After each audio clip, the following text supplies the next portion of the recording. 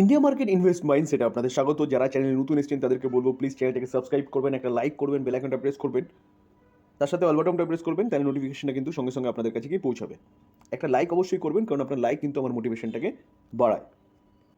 দেখুন 2023 শেষ হয়ে গেছে, 2024 চলছে। আজকে হচ্ছে কত, 31 জানুয়ারি। কালকে হচ্ছে 1 ফেব্রুয়ারি। কালকে হচ্ছে বাজেট। এই বাজেট কিন্তু আমাদের মার্কেটের অর্থাৎ শেয়ার মার্কেটের দিক নির্ধারণ করবে। মার্কেট কোন দিকে যাবে সেই দিকটা কিন্তু নির্ধারণ করবে বাজেট কালকে 1 ফেব্রুয়ারি। যদি বাজেট মার্কেট যা এক্সপেক্ট করছে সেই অনুযায়ী আসে, তাহলে কিন্তু মার্কেট ভালো একটা আপসাইড মুভমেন্ট দেখাতে পারে। কিন্তু মার্কেট যা এক্সপেক্ট করছে সেই অনুযায়ী যদি বাজেট না আসে, তাহলে সে কালকে কিন্তু যে নিচে নামতে পারে। তো এবার আমরা অনেকগুলো সেক্টর নিয়ে কিন্তু বিভিন্ন নিউজ পাচ্ছিলাম। তো সেই সেক্টরগুলো নিয়ে কিন্তু এখন আলোচনা করতে চলেছি, কোন কোন সেক্টর আমরা আমাদের রাডারে রাখবো কালকের দিনে এই বাজেটকে নিয়ে, এবং সেই সেক্টরে কোন কোন কোম্পানিগুলো আমরা দেখব বা রাডারে রাখবো সেটা নিয়েও আলোচনা করব। একটু ধৈর্য সহকারে দেখতে হবে, তাহলে গিয়ে সঠিক ইনফরমেশনটা কিন্তু আপনারা পাবেন। চলুন যাওয়া যাক। এই বাজেটে সবচেয়ে বেশি ফোকাস থাকবে কিন্তু কোথায়, রেলওয়ে সেক্টরে। দেখুন রেলওয়ে সেক্টরের কোম্পানিগুলো কন্টিনিউয়াসলি কিন্তু লাস্ট 1 মাস দেখলে দেখা যাবে ব্যাপক একটা আপসাইড মুভমেন্ট দেখিয়েছে প্রতি কটা কোম্পানি। কেন দেখিয়েছে? কারণ আমরা প্রিভিয়াস ডেটা দেখলে দেখা যাবে যে রেলওয়ে সেক্টরের জন্য কিন্তু গভর্নমেন্ট বুলিশ, কারণ ইনফ্রাস্ট্রাকচার ডেভেলপমেন্ট করতে হবে। কারণ যে কোনো দেশের ইনফ্রাস্ট্রাকচার যদি ডেভেলপমেন্ট না হয়, যোগাযোগ ব্যবস্থা যদি উন্নত না হয়, তাহলে কিন্তু সেই দেশের ডেভেলপমেন্ট সম্ভব নয়। তো গভর্নমেন্ট কিন্তু দেশের ডেভেলপমেন্ট করার জন্য কিন্তু রেলওয়ে সেক্টরের ইনফ্রাস্ট্রাকচারের ডেভেলপমেন্ট করছে। তো সেই জায়গায় দাঁড়িয়ে কিন্তু একের পর এক নিউজ রেলওয়ে সেক্টরে পাওয়া যাচ্ছিল প্রিভিয়াস। তো এই বাজেটে কিন্তু মার্কেট এক্সপেক্ট করছে যে ভালো, অনেক ভালো নিউজ কিন্তু পাওয়া যেতে পারে রেলওয়ে সেক্টরের জন্য। আমরা আগে দেখেছিলাম গভর্নমেন্ট কী করছে, গভর্নমেন্ট নতুন লাইন তৈরি করার কথা বলছে হাই স্পিড ট্রেন চালানোর জন্য। বুলেট ট্রেন চালানোর কথা শোনা যাচ্ছে 2026-এর মধ্যে। তার পাশাপাশি বন্দে ভারত ট্রেন কিন্তু কন্টিনিউয়াসলি বাড়িয়ে যাচ্ছে, তার জন্য কিন্তু নতুন লাইনের দরকার হচ্ছে। এবং তার পাশাপাশি গভর্নমেন্ট কিন্তু দেশের আনাচে কানাচে রেল ব্যবস্থাকে ছড়িয়ে দেওয়ার কথা বলছে। তো তার জন্যও কিন্তু নতুন রেল বলুন, রেল লাইন বলুন, ইলেকট্রিফিকেশন বলুন, টোটাল ইনফ্রাস্ট্রাকচারের কাজ কিন্তু করতে হবে। তো সেইগুলো যদি পূর্ণ করতে হয়, তাহলে এই বাজেটে কিন্তু একটা ভালো নিউজ কিন্তু রেলওয়ে সেক্টরের জন্য আসতে চলছে, যেটা মার্কেটও কিন্তু এক্সপেক্ট করছে। তো সেই জায়গায় দাঁড়িয়ে কিন্তু রেলওয়ে সেক্টরে যতগুলো কোম্পানি আছে ইনফ্রাস্ট্রাকচার ডেভেলপমেন্টের, সেই কোম্পানিগুলো কিন্তু আপনারা আপনাদের রাডারে রাখতে পারেন।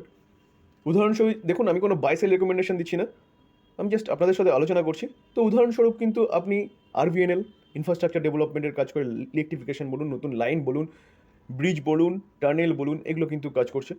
তার সাথে ইরকন ইন্টারন্যাশনাল একই ধরনের কাজ করছে। আইআরএফসি ফান্ডিং করছে। রেটেল হচ্ছে টোটাল কমিউনিকেশন ব্যবস্থাটাকে ডেভেলপমেন্ট করছে। তো এই 4টে কোম্পানি তো আপনি রাডারে রাখবেনই। তার পাশাপাশি লং টার্মের জন্য যদি ভাবেন, তাহলে লং টার্মের জন্য আইআরসিটিসিকে ভাবতে পারেন। কারণ কি, যত ইনফ্রাস্ট্রাকচার ডেভেলপমেন্ট হবে, যত নতুন রেল চলবে, যত যোগাযোগ ব্যবস্থা উন্নত হবে, তত কিন্তু রেলের টিকিট বিক্রি হবে বেশি, এবং রেলের যে ক্যাটারিং সিস্টেম চালায় আইআরসিটিসি, তার চাহিদা বাড়বে। তো সেই জায়গায় দাঁড়িয়ে আইআরসিটিসি কিন্তু আপনি চিন্তাভাবনা করতে পারেন। তার পাশাপাশি ট্যুরিজম হিসেবেও কিন্তু ভাবতে পারেন, কারণ কোম্পানিটা কিন্তু ট্যুরিজম ইন্ডাস্ট্রিতেও কাজ করছে। তো অ্যাট ফার্স্ট যদি কোনো সেক্টর নজর থাকে এই বাজেটে, তাহলে হচ্ছে রেলওয়ে সেক্টর। দেখুন কিছুদিন আগে রিপোর্টের মাধ্যমে পাওয়া গেছিলো কি, যে এইবার বাজেটে অর্থাৎ 2024-এ যে বাজেট পেশ হতে চলেছে, অর্থাৎ ফেব্রুয়ারিতে 1 ফেব্রুয়ারি কালকে, তো সেখানে কিন্তু রেলওয়ে সেক্টরের জন্য প্রিভিয়াস যে বাজেট ছিল তার থেকে 25% বেশি বাজেট অ্যালটমেন্ট হতে পারে। এটা কিন্তু রিপোর্টের মাধ্যমে পাওয়া খবর। দেখুন রিপোর্টের মাধ্যমে পাওয়া খবর অনেক সময় সঠিক হয়, অনেক সময় কী হয়, ভুলও হয়। তো ম্যাক্সিমাম ক্ষেত্রে দেখা যায় কি, যে এই যে রিপোর্টের মাধ্যমে পাওয়া যে খবরগুলো না, সেগুলো কিন্তু মানে কোনো একটা অফিসার বা অফিসিয়ালের কাছ থেকে কিন্তু পাওয়া যায়। তো ম্যাক্সিমাম ক্ষেত্রে দেখা যায় এগুলো কিন্তু সঠিক হয়। তো দেখা যাক কালকে বাজেটে দেখব। তো রেলওয়ে সেক্টরে যতগুলো কোম্পানি আছে ততগুলো কোম্পানি কিন্তু আমরা আমাদের রাডারে রাখবো। চলুন নেক্সট সেক্টর নিয়ে আলোচনা করি, যাতে সেকেন্ড নাম্বারে রাখবো ভালো কিন্তু এই বাজেটে অ্যালটমেন্ট পাওয়া যেতে পারে। সেকেন্ড যে সেক্টর আপনারা রাডারে রাখবেন সেটা হচ্ছে ডিফেন্স সেক্টর। দেখুন গভর্নমেন্ট মেক ইন ইন্ডিয়ার ওপর জোর দিয়েছে। তো ডিফেন্স সেক্টরে কিন্তু ব্যাপক একটা বাজেট আসতে পারে। কারণ আমরা কিছুদিন আগে দেখেছিলাম ডিফেন্স মিনিস্ট্রি থেকে কিন্তু একটা অ্যাপ্রুভাল পাস হয়ে গেছে, 2.23 লাখ কারোর এরকম একটা কিন্তু পাস হয়ে গেছে। তো সেই জায়গায় দাঁড়িয়ে কিন্তু শুধু নেভি নয়, নেভি বলুন, এয়ারফোর্স বলুন, কি আর্ম ফোর্স বলুন, সব ক্ষেত্রে কিন্তু কিছু না কিছু আসতে পারে। মিসাইল বলুন, ড্রোন সেক্টর বলুন, তেজাস বলুন। তো সেই জায়গায় দাঁড়িয়ে কিন্তু হচ্ছে ডিফেন্স সেক্টরেও কিন্তু একটা ব্যাপক কিন্তু এই বাজেটে অ্যালটমেন্ট পাওয়া যেতে পারে। তো এই সেক্টরের কোম্পানিগুলোও কিন্তু আপনারা রাডারে রাখতে পারেন 1 ফেব্রুয়ারি বাজেটকে কেন্দ্র করে। ডিফেন্স সেক্টরের যদি কোম্পানি বলেন, দেখুন আমি জাস্ট কোম্পানিগুলোর নাম আপনাদের বলছি, এই নয় যে আমি আপনাকে বাই সেল রেকমেন্ডেশন দিচ্ছি। এইচএল, তেজাস হেলিকপ্টার এরোস্পেসে কিন্তু কোম্পানিটা কাজ করে। তার পাশাপাশি বেল বলুন, ভারত ডাইনামিক বলুন, কোচিন শিপইয়ার্ড বলুন, মাজাগন শিপ বিল্ডার্স বলুন, ভারত ফোর্জ বলুন। তো এই কোম্পানিগুলো কিন্তু রাডারে রাখতে পারেন ডিফেন্স সেক্টরের, ঠিক আছে। দেখুন আমাদের যদি এখন মেন প্রতিদ্বন্দ্বী বলতে হয় তাহলে হচ্ছে কি চায়না। তো চায়না কী করছে, $225 বিলিয়ন কিন্তু ডিফেন্সের জন্য খরচা করছে। 2023-24 খরচা করেছে, সেখানে ভারত করেছে কত 23-24 অনলি ফর $72.6 বিলিয়ন। তো ভারতকে যদি চায়নার সঙ্গে প্রতিদ্বন্দ্বিতা করতে হয় তাহলে কিন্তু ভারতকে তার ডিফেন্স বাজেট বাড়াতেই হবে, ডিফেন্সের ক্ষেত্রে কিন্তু স্বাবলম্বী হতেই হবে। তো সেই জায়গায় দাঁড়িয়ে অ্যাটলিস্ট এই চায়না যদি $225 বিলিয়ন যদি তার খরচা করে, তাহলে ভারতকে অ্যাটলিস্ট $100 বিলিয়ন কিন্তু খরচা করতে হবে। তো এই জায়গায় দাঁড়িয়ে কিন্তু এক্সপেক্ট করা হচ্ছে যে কিন্তু ডিফেন্স বাজেট একটা ভালো কিন্তু আসতে পারে ডিফেন্স সেক্টরের জন্য। থার্ড যদি কোনো সেক্টর হয় তাহলে হচ্ছে কি রিনিউয়েবল সেক্টর। দেখুন শুধু ভারতবর্ষ নয়, সারা বিশ্ব কিন্তু কোভিডের পর থেকে রিনিউয়েবল সেক্টর নিয়ে কিন্তু কাজ করছে।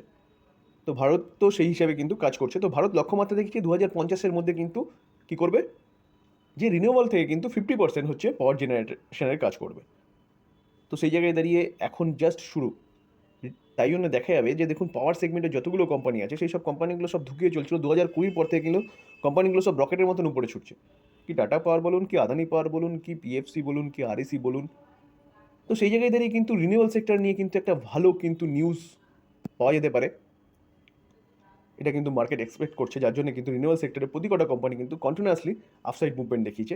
সেরকম কিন্তু আমরা নিউজও পেয়েছি, আমরা যেরকম নিউজ পেয়েছি সেই নিউজগুলো কিন্তু আপনাদের সাথে ডিসকাস করেছি। তো এই সেক্টরে যতগুলো কোম্পানি আছে ততগুলো কোম্পানি কিন্তু আপনারা আপনাদের রাডারে রাখতে পারেন। তার মধ্যে বেস্ট কয়েকটা কোম্পানি যদি বলা হয় তাহলে না বললেই নয়, টাটা পাওয়ার, আদানি পাওয়ার, তারপর হচ্ছে ইরেডা, পিএফসি, আরএসিও রাডারে রাখতে পারেন কারণ এগুলো ফাইন্যান্স প্রোভাইড করছে। এনটিপিসি রিনিউয়েবল সেক্টরের জন্য কাজ করছে। তার সাথে এসডিভিএন কোম্পানিটাও রিনিউয়েবল সেক্টর, হাইড্রো এনার্জি নিয়ে কাজ করছে স্পেশালি।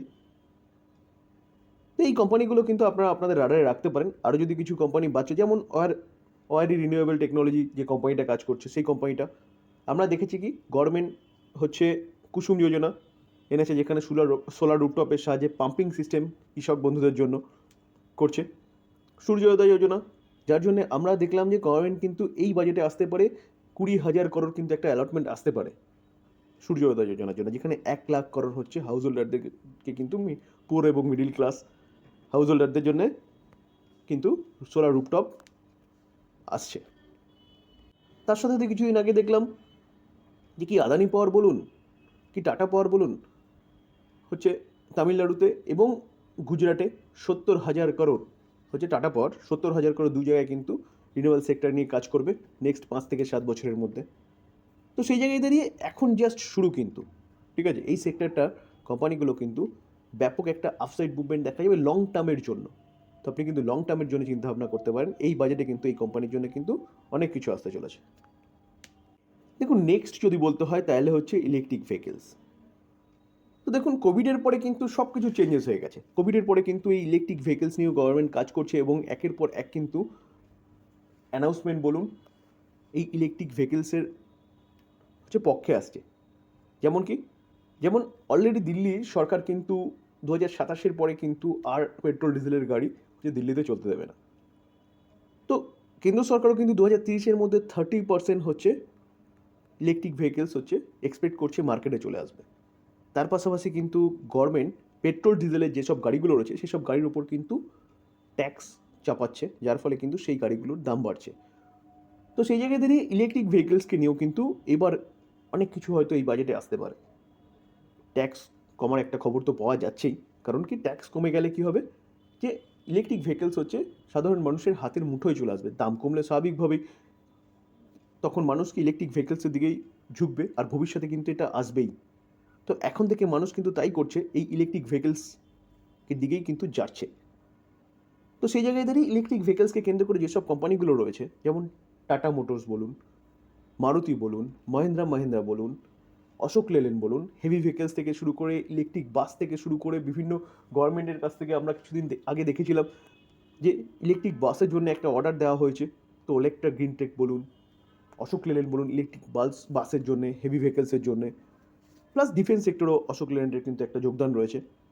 তো সেই জায়গায় দাঁড়িয়ে কিন্তু ইলেকট্রিক ভেহিকেলস নিয়ে আপনি চিন্তাভাবনা করতে পারেন। শুধু শুধু যে এই যেগুলো গাড়ি ম্যানুফ্যাকচারিং করছে সেগুলো ওপর নজর রাখবেন সেরকম ব্যাপার নয়। তার পাশাপাশি কিন্তু চার্জিং স্টেশন নিয়ে কিন্তু কাজ হচ্ছে। ইলেকট্রিক ভেহিকেলস আসলে কিন্তু চার্জিং স্টেশনের দরকার হবে। তো পেট্রোল পাম্পগুলোতে কিন্তু এইচপিসিএল বলুন, বিপিসিএল বলুন, আইওসি বলুন, সবকটা পেট্রোল পাম্পে কিন্তু চার্জিং স্টেশন তৈরি হচ্ছে। তো আমরা কিছুদিন আগে দেখেছিলাম যে আইওসির সাথে টাটা পাওয়ারের টাই আপ হয়েছে। টাটা পাওয়ার হচ্ছে বিভিন্ন জায়গায় হচ্ছে চার্জিং স্টেশন তৈরি করছে। টাটা পাওয়ার কিন্তু 1,00,000 চার্জিং স্টেশনের হচ্ছে একটা লক্ষ্যমাত্রা রেখেছে 2025-এর মধ্যে। অলরেডি কিন্তু প্রায় 70%-এর কাছাকাছি চার্জিং স্টেশন টাটা পাওয়ার তৈরি করে ফেলেছে।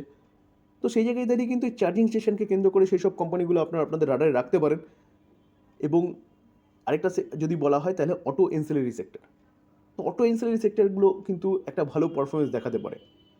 তো যেমন ইউনো মিন্ডা বলুন, মাদার্স অ্যান্ড সুমি বলুন, তো এই কোম্পানিগুলো কিন্তু আপনারা রাডারে রাখতে পারেন ইনভেস্টমেন্টের জন্য ইলেকট্রিক ভেহিকেলসকে কেন্দ্র করে। দেখুন, তার পাশাপাশি কিন্তু আপনারা ইনফ্রাস্ট্রাকচার ডেভেলপমেন্ট করে যেসব কোম্পানিগুলো আছে সেসব কোম্পানিগুলোর ওপর নজর রাখতে পারেন। কারণ এইসব কোম্পানিগুলো ইনফ্রা রিলেটেড কিন্তু অনেক কিছু আসতে চলেছে এই বাজেটে। শুধু রেলওয়ে সেক্টরে যে ইনফ্রাস্ট্রাকচার ডেভেলপমেন্ট হবে সেরকম ব্যাপার নয়। সড়ক পরিবহন বলুন, টোটাল এভরিথিং ইনফ্রাস্ট্রাকচার কিন্তু ডেভেলপমেন্টের কাজ হবে। কারণ আমি প্রথমেই বলেছি যে দেশকে ডেভেলপমেন্ট হতে হলে কিন্তু ইনফ্রাস্ট্রাকচার অ্যাট ফার্স্ট ডেভেলপমেন্ট করতে হবে। কারণ কি, বিদেশের থেকে কোম্পানিগুলো যখন আসবে অ্যাট ফার্স্ট দেখবে ইনফ্রাস্ট্রাকচার।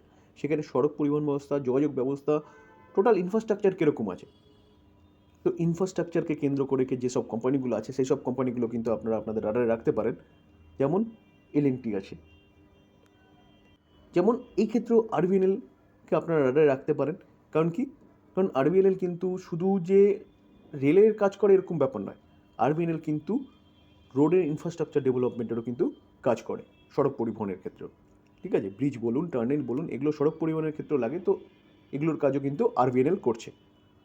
তো আইআরবি ইনফ্রা আছে, সেই কোম্পানিটাও কিন্তু আপনারা আপনাদের রাডারে রাখতে পারেন। আদানি পোর্ট বলুন, পোর্টও কিন্তু ইনফ্রাস্ট্রাকচারের ওপর ইনফ্রাস্ট্রাকচারের মধ্যেই আসে। এবং তার পাশাপাশি দিলীপ বিলকন বলুন, জিএমআর গ্রুপ বলুন, এইসব কোম্পানিগুলো কিন্তু আপনারা রাডারে রাখতে পারেন। কারণ ইনফ্রাস্ট্রাকচার নিয়েও কিন্তু এই বাজেটে অনেক কিছু আসতে চলেছে।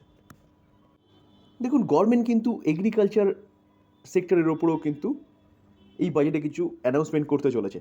কারণ এগ্রিকালচার হচ্ছে আমাদের দেশের এখনও পর্যন্ত কিন্তু অনেকটা কিন্তু আয়ের উৎস বলতে পারেন। তো সেই জায়গায় দাঁড়িয়ে এগ্রিকালচার রিলেটেড যেসব কোম্পানিগুলো আছে, যেমন পাম্প বলুন, শক্তি পাম্প, তার পাশাপাশি যেসব কোম্পানিগুলো সার প্রোভাইড করে, যেমন পিআই ইন্ডাস্ট্রি বলুন, ইউপিএল বলুন, এই কোম্পানিগুলো কিন্তু আপনারা আপনাদের রাডারে রাখতে পারেন। কারণ এগ্রিকালচারকে নিয়েও কিন্তু এই বাজেটে গভর্নমেন্ট কিন্তু অনেক কিছু আনতে পারে। তো স্যার, এই বাজেটে কিন্তু এই সব সেক্টরের জন্য কিছু না কিছু কিন্তু আসতে চলেছে। আমি জাস্ট মার্কেট নিয়ে যেহেতু কথা বলছি, তাই মার্কেট রিলেটেড নিউজ নিয়েই আমি আলোচনা করলাম। আদার্স যেসব বাজেটে থাকে সেগুলো নিয়ে আমাদের কোনো ইন্টারেস্ট নেই, তাই আমি আলোচনা করলাম না। কি ট্যাক্স বাড়ালো কমালো, হ্যাঁ, এটা শোনা যাচ্ছে কি লং টার্ম ক্যাপিটাল গেন নিয়ে কিছু হয়তো আসতে পারে, যেটা আমাদের মার্কেট রিলেটেড। তো দেখা যাক কালকেই বাজেট কি আসে। আমি যেসব সেক্টর নিয়ে আলোচনা করলাম সেই সব সেক্টরের কোম্পানিগুলো কিন্তু আমরা আমাদের রাডারে রাখবো। কারণ এই বাজেটে কিন্তু তাদের মধ্যে কিছু না কিছু হালচাল দেখা যেতে পারে। এই ছিল মার্কেট রিলেটেড বাজেট রিলেটেড আলোচনা। যদি আলোচনাটা ভালো লাগে, যারা চ্যানেল নতুন এসেছেন তাদেরকে বলবো প্লিজ চ্যানেলটাকে সাবস্ক্রাইব করবেন, একটা লাইক করবেন, বেল আইকনটা প্রেস করবেন। যদি কন্টেন্টটা ভালো লাগে তাহলে একটা লাইক অবশ্যই করবেন, কারণ আপনার লাইক কিন্তু আমার মোটিভেশনটাকে বাড়ায়। থ্যাংক ইউ, ভালো থাকবেন।